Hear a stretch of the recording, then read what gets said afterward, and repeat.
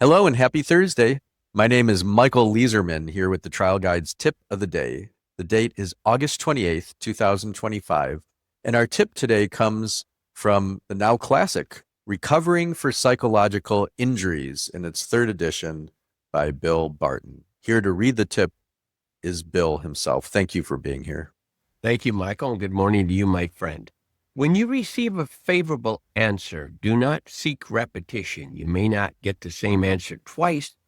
The expert is no dummy. Quit while you're ahead. Now, this has a kind of a framing that talks about cross-examination, and I want to honor that and make it narrow because there's a lot of good literature out there now that talks about repetition and the importance of it for favorable points and how you demonstrate something visually, verbally, maybe in a tactile manner, and repetition is important.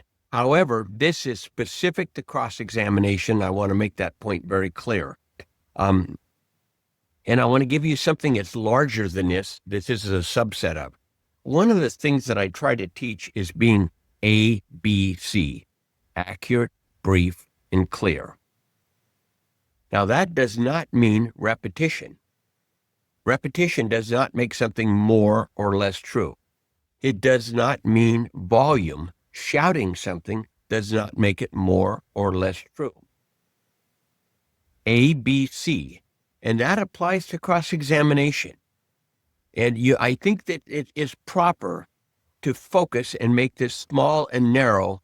And there's a vast body of, as I said, of emerging literature about the power of repetition and the importance of it. When you have a winning point, your case themes, your case story, you should repeat them as often as you can in as many different mediums. As an example, I try to make a rule for myself that my first 6 exhibits will tell my trial story. You don't have to list your exhibits chronologically. They don't have to be in any particular order. You can pick it. And so I want you to think about that. That's a form of telling your trial story. And yes, through the power of embedded repetition. But this is different. This deals with cross on a defense expert. Thank you, Michael. Yeah, absolutely. And I've learned something today. I've always been very careful about what's the first exhibit in the exhibit book, because I know the exhibit book tells a story. And I try to structure my opening so that the very beginning of it tells the whole story. I try to structure the trial so that the liability and damages are all the first day, so that the rest all is just filling in. And I love that. I never thought of not just the exhibit book telling that story, but the first few exhibits, whether it's 6 or 3, but the first few exhibits telling the story. Yeah, That's great. it's pretty powerful stuff, Michael, and it clarifies your thinking when you're thinking about thinking and how to present and be ABC and yet honor repetition with its value.